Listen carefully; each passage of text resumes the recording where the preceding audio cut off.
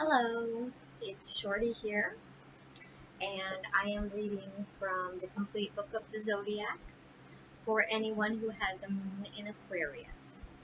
Please make sure you take the time to calculate your moon using your exact birth date. Alright, all of you moon in Aquariuses. You may well be one of the most sensual, physically demonstrative, and intellectually astute people the world has ever known. But when it comes to emotions, you're as numb as a frozen finger. When you first began to notice that you were surrounded by people who could pour out the content of their hearts by turning on some inner tap, you began to fear you were less than a whole human being. Let out your feelings, others would say. How can I? You would reply, when I don't know what they are. And so despondent would your lack of sensitivity then make you feel that privately you would sob bitter tears of confusion into your pillow. What, pray tell, were those, if not an expression of profound inner feeling? I put it to you that you are not at all the robot you paint yourself to be. Far from being shallow, you are so full of sensitivity as to be morally afraid of admitting the fear of diving into a pool from which you might never emerge. Your moon in Aquarius makes you not devoid of feeling, but devoid or almost devoid of stupidity. You cannot help but question the logic of giving vent to passions that have not been fully thought through. But all emotions are, of course, ultimately irrational. So the fact that your feelings well up only intermittently in response to some rather unkindly stimuli makes you neither perverse nor cold. It simply makes you normal in the eyes of everyone except yourself. What others love most about you is your eccentricity. You have no choice other than to adore or abhor it, for it is an integral part of your personality, as your nose is to your face. Those whose own emotional predictions naturally incline them towards a more conventional companion rarely get close enough to you to form a deep bond. After all, you hardly go to any great lengths to disguise your idiosyncrasy for the sake of making a good first impression.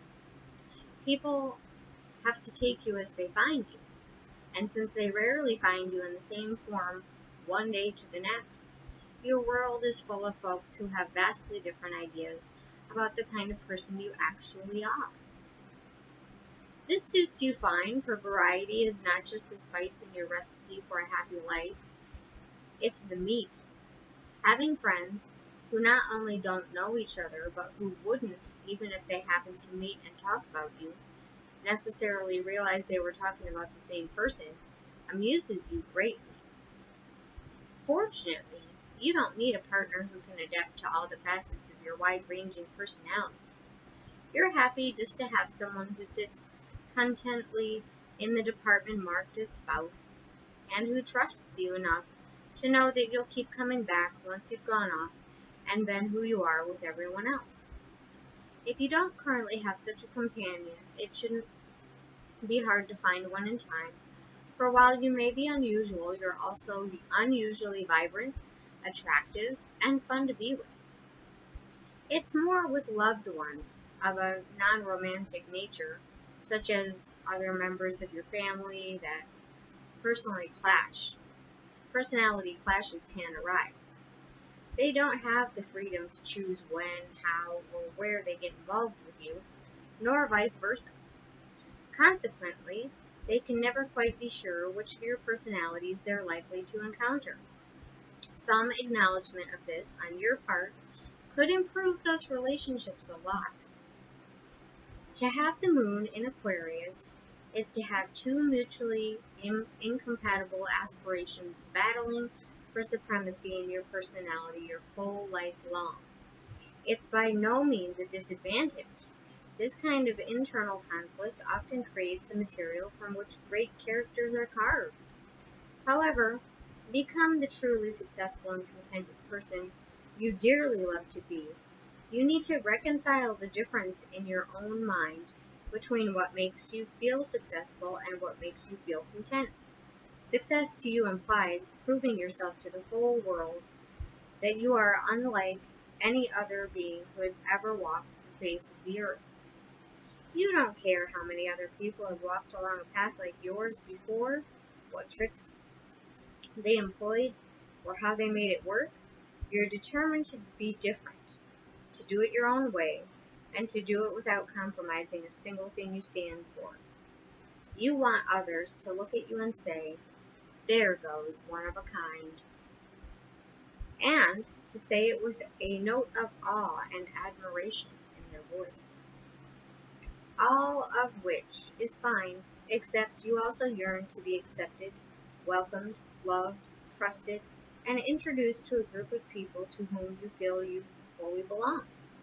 Nonconformists don't, by definition, fit in easily, and with other avowed eccentrics.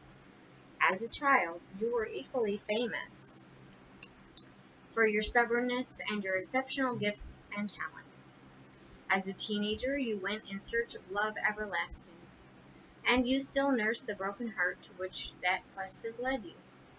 Now, as an adult, you have to accept yourself for who you are and be proud of it, rather than act like a series of rules designed to persuade others that they are safe to embrace you. Okay, so if you have your moon in Aquarius and your sun in Aries, you couldn't care less what others think of you, which is just as well, for most people don't know what to think of you.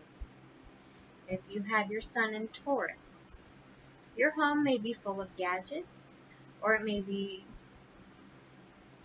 it just may be with relationships that new, that darling, and that different excite you. If your sun is in Gemini, you like to consider yourself above the ordinary world and its silly problems. And, in a funny sort of way, perhaps you are. Sun in Cancer. You never really know whether you're coming or going, neither do your loved ones, but you're very perceptive about everyone else. Sun in Leo. You're somewhat impervious to personality disguises, sometimes completely. The soft, warm heart that beats beneath. Virgo. You've got a unique way of looking at life and can be relied on to come with one side of the story that nobody has seen. Libra. You're an adventurer, an explorer, a bit of a party animal, though you may enjoy debating the night away as much as dancing. Scorpio.